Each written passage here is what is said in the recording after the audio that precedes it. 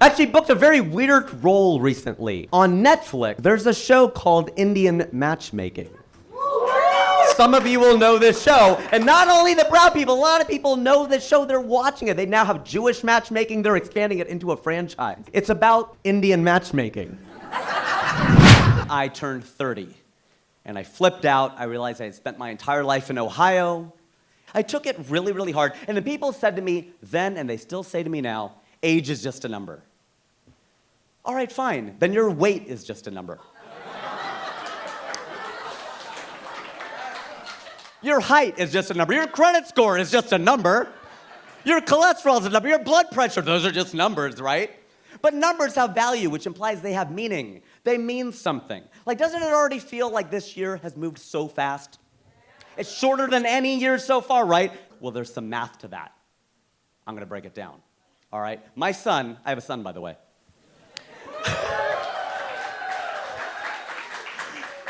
My son is turning 2 years old. I know. He's turning 2 years old, so this next year of his life is 50% of it, right? 1/2, 50% of his life. It's gonna feel really long to him. This next year, I'm almost 50. I know, black don't crack, brown don't frown. That's what I'm saying. So this next year is 2% of my life. So to me, it's gonna feel really short. To him, it's gonna feel really long. And the only reason I tell you that is to depress the hell out of everyone in the room. No, I say it because I want people to stop saying age is just a number. It's crap. In fact, toilet paper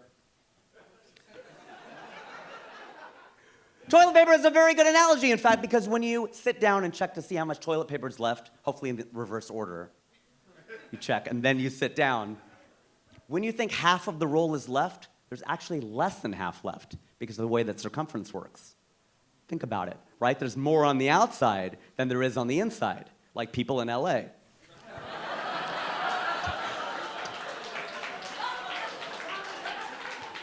So my analogy is that life is like toilet paper. The less that's left, the faster it goes. I'm not sure when this turned into a TED Talk.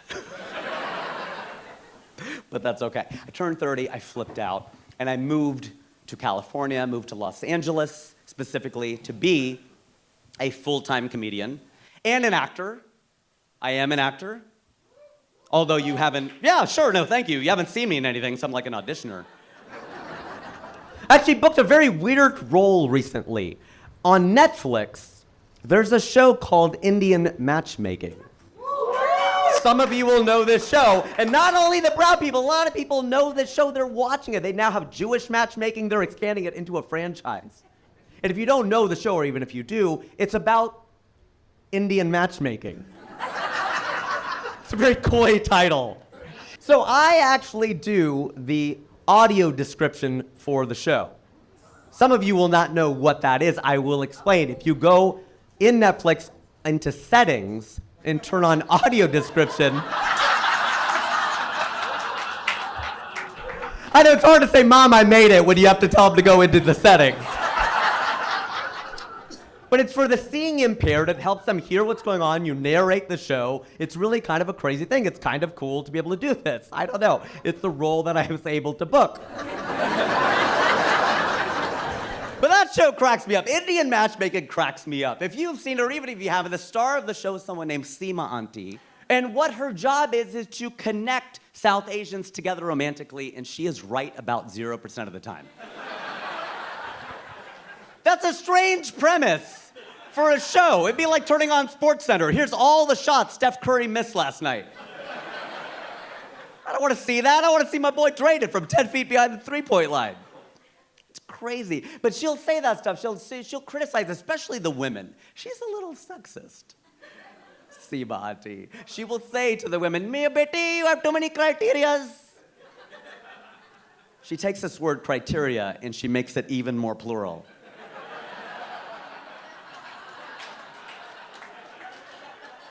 To show you how single you are. It's true that she'll say to them, she'll go, "You know, you get 60, 70% of what you're looking for, it's okay." Really, Auntie? When's the last time I could bring home a 60, 70% on a math test? Speaking of the Chinese, Senator Rand Paul of Kentucky was grilling then Secretary of State Hillary Clinton on Capitol Hill about the Benghazi hearings. That's a lot of proper nouns and prepositions. But you remember this, right? Republicans were giving Hillary a lot of hell about the confirmation process and all that. And he brought up our tour. He goes, you guys spent $100,000 sending 3 comedians to India. That was our tour! Because of that crazy Republican in Kentucky, we're part of the congressional record. Except in our moment of glory, he called it Make Chi Not War, which would have been Chinese. Now, this part of it did not make it into the congressional record. I will say right now that one of the great improvements in India is the bathroom situation. It's way better, okay? I remember going with my parents in 1985, and they had the squat toilets. All right, people ask why we do yoga. They're like, is it tied into meditation and inner peace? I'm like, no. Not inner peace, outer pieces, okay? We're trying not to fall in the toilet. Too bad my son's not here, he'd love that joke, okay. We're on our way from Kolkata to Durgapur. And you know it's a true story because I cannot pronounce Durgapur. I would have picked another city. But we were on our way from Kolkata to Durgapur in this 3-hour ride in this red van. We're late per usual, and I really have to go to the bathroom. So we're almost there. I'm like, I cannot hold it anymore. I'm shifting in my seat. I'm not even shifting in my seat. I'm full-on Punjabi dancing. You know, like I just cannot even, like that's where our dancing comes from too. I just cannot hold it in at all. Like I'm dying. They pull over the van to this line of shops and stores, and I get out. And I have to go to the bathroom so badly, I can now speak Hindi.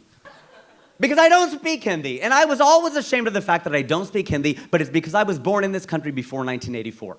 That's my theory. The mantra at the time was assimilation. If you're born in this country before 84, you probably don't speak your native tongue. Now, after this, you ask the kids these days, they speak Rajasthani and Punjabi and Gujarati, and that's just the Tamil kids. They're really smart. But I walked up and I asked this guy, I was like, washroom kahan hai? Washroom kahan hai? You may know this about South Asia. Nobody's gonna tell you where anything is. I've never had anybody tell me where anything is located. They're just gonna tell you where the next guy is standing. Who's gonna tell you where the next guy is standing? Who's gonna tell you where the next guy is standing? And that's the great thing about having 1.4 billion people. There's always the next guy standing. I get to the end, it's like swinging through the jungle like Tarzan on vines, and they keep appearing. This is why South Asians are so good at the internet. Before it launched, this was our network, okay? We're getting all the way to the end, and I see this guy standing there. I'm like, washroom kahan hai? He points at a sign. This time, it does not read man.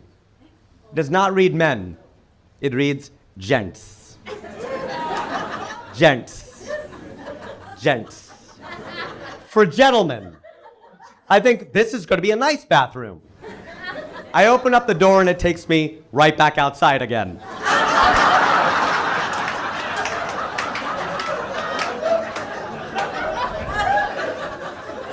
It's just a hole.